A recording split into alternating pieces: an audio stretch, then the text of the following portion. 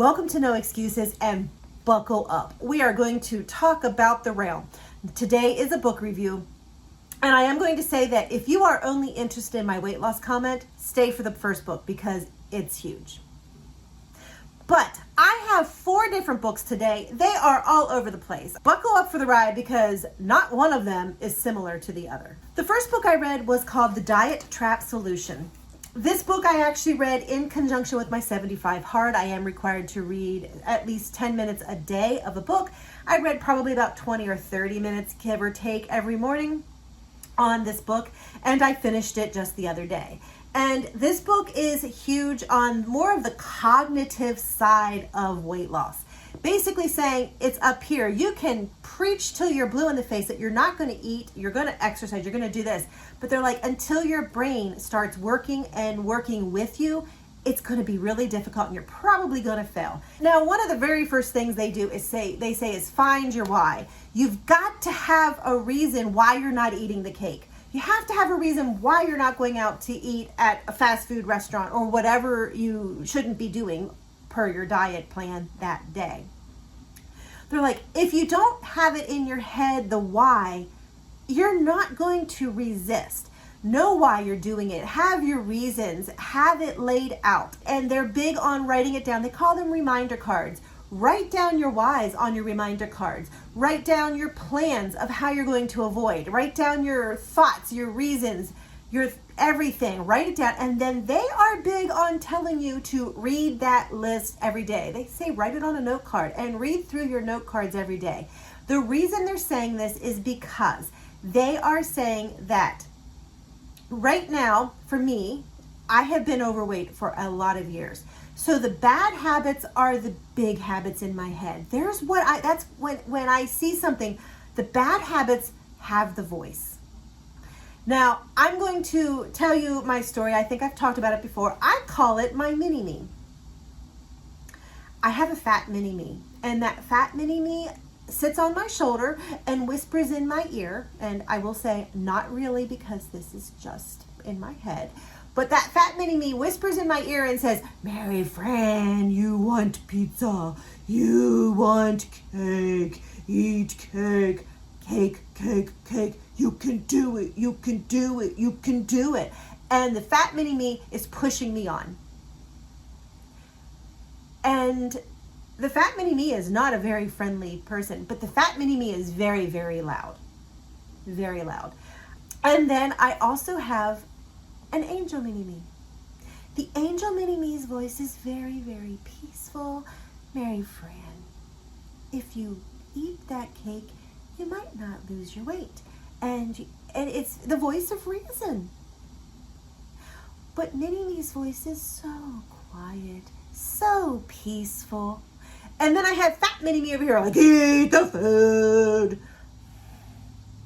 So you have to nurture your angel mini-me. And by reading these note cards every day and reading reminders, you're giving angel mini-me power. And the more power she has, the louder she's going to get in your ear. She's still going to be peaceful and tell you to, eat your this and go for a run and do this. But instead of whispering in your ear, she's going to get louder. And the louder she gets, the softer mini-me gets. And that's the whole concept of this book. Making sure that the angel mini-me is loud and the fat mini-me is quiet. It's the whole premise. They recommend it by doing a couple different things. And the biggest thing they push is the reminder card. When you're going to an event and you are typically struggle, think ahead, come up with a plan, write it on your behavior card. Think of your whys, write it on the behavior card. If I have this, that's going to happen. And then read that card constantly, because every time you read the card, Angel Mini-Me is getting louder, and we want loud angels, not loud fats. It's all in the voices. They also really tell you to give yourself credit, because a lot of times we are an all for nothing. I wanted to eat out. Fat mini me kept yelling to eat out, so I went out to eat and I ate this, and that. And then I topped it off with a piece of cake. And on the way home, I still stopped and had ice cream. And as humans, and the way we are talking, we're just like, I blew it, just blew it. So a lot of times we will give up for the day. And the rest of the day, we eat like a starving pig. Sometimes we give up for a week or a month or forever. And the author is like, don't give up forever. My word, don't give up forever. It's not a forever thing. Give yourself credit for what you did right. Well, I did fail that, but I drank water with my meal. Good job. That's a plus. I ate a good breakfast. Good job. Well, I did exercise too. Yes, you messed up once, but look at all the positives you had. Start focusing on the positives. They also said, don't give up. And the analogy that they used that stuck in my head was, you just messed up one meal. It's one meal. It's not a lost cause. It's one meal. And the analogy that they used was, if you are in your kitchen and you drop your plate and it breaks on the floor, do you go to the cabinet, pick every other plate out of there and boom, boom, boom, boom, boom, break them all? No, you don't give up. You don't. You break one plate, you're like, dang, that was a bad choice. And you move on. You don't ruin every other plate because you made one bad choice. And our lives are the same way. Make one bad choice. I had 2 pieces of cake. It's one bad choice. Don't break every other plate because you made one bad choice. So the book was really good. It actually made a lot of sense to me, and I would highly recommend it. It was a little bit of a slower read, but it was worth it. Now that I've talked a lot about that, let's get on to the fiction that I read. First fiction book I read was The Perfect Affair by Angela Henry. This book was actually pretty good. It's about a gentleman who has an affair.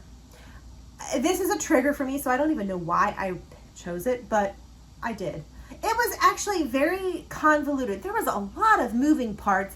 The book was good. The storyline was good. Everything was good, but it was just, there was a lot happening, a little bit too much to make the story really flow easily.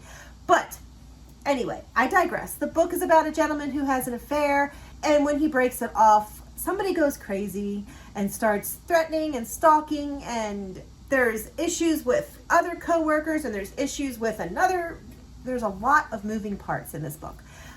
It was so much that after I finished it, I was in bed that night, and I was laying there and I'm like, who did it? Okay, but why did they do it? And it really had to think about it. And there's, so it was good, but it was a little too much. I would rate it a 2. High 2, but a 2. The next book I read was Patricia Cornwell, Livid. I actually saw this one on Sandy's post about what she was reading the other day. And I'm like, I haven't read a Patricia Cornwell book in a long time. And I know that even though this is part of a series, I do know that this author is one that doesn't leave you on a cliffhanger like that Silk Code book that I read, where total cliffhanger. This author finishes the storyline, moves on. She does pick up, but you can read them as standalone books, which is awesome. So I was like, yeah, let me go. So I went to the library expecting to have to put it on hold and get it, who knows when. It was available right then. So I read Livid, and this is a book about a medical examiner and her husband who works for the CIA, and they are investigating a murder, obviously, and they're left and they're running, trying to figure out who did it, why they did it, all of the information, and it really goes into a lot of the medical examiner lifestyle, and it was actually really, really good. Now, the whole book, as you're talking about the way that the person died, in my mind I'm thinking, oh my goodness, what if that really happened? And I know that it's fiction, but it really does make you sit back and say how vulnerable we can be. And even though that was a fictional way to die, I'm assuming, it just really made me think, and almost wanted to duck behind the screens and that kind of stuff. You have to read it to find out why you need to duck behind the screens. Very good book, very fast moving, very fun read. Running, chasing bad guys, that kind of deal. Dead bodies. It was just a good book. I would rate it a high 3, low 4 because it's just a solid book. The last book was actually sent to me by Living Positively After Challenges YouTube channel, and she is awesome. I've actually reviewed one of her books, and she sent me another book to review. She said it's a friend of hers and she wrote it, and it's called Stripped. The premise and the plot of this story is fabulous. It's about a lady whose life was turned upside down. All of her dreams, all of her hopes have gone up in smoke. Poof. Sounds familiar to my life, but you know, that's a whole different story. And this girl is just kind of wandering aimlessly, and she meets a guy, and through her relationship with this guy, she is able to rediscover herself. Fabulous, fabulous, fabulous plot. Well needed and everything. Let me warn you that this book is pure smut. Pure smut. Luckily, it is pure smut with a plot, but if they're not thinking about the deed, doing the deed, or dreaming about the deed, they're planning for the deed. Pure smut. It's like almost overwhelmingly smut, which kind of takes away from the plot line. You actually have to really think about the plot line. That's my only issue. I have no problem with smut. I mean, seriously, I used to write it and I have published smut out there. So reading smut doesn't bother me. I just thought that the smut overwhelmed the good, positive plot. Well written. I mean, it was a very well written book. It flowed. It made sense. There was no issues with the plot line or the storyline. It actually did very good. It was good. The smut just was a little bit overwhelming the plot. But I would rate it a solid 3. Solid 3, no problem. Like I said, I have no problem reading smut. I've written it in the past and published it in the past, so there you go. But yeah, so thank you to both of those other YouTube channels for recommending and giving me books to read. I was tickled with it. I would highly recommend any book that I read. Like I said, if you are a little squeamish about reading smut, be careful with Stripped, but I would highly recommend it irregardless. So those are the 4 books I read. I am tickled to share them with you. And I just want to know, have you read any? Let me know in the comments below. And in the meantime, no excuses.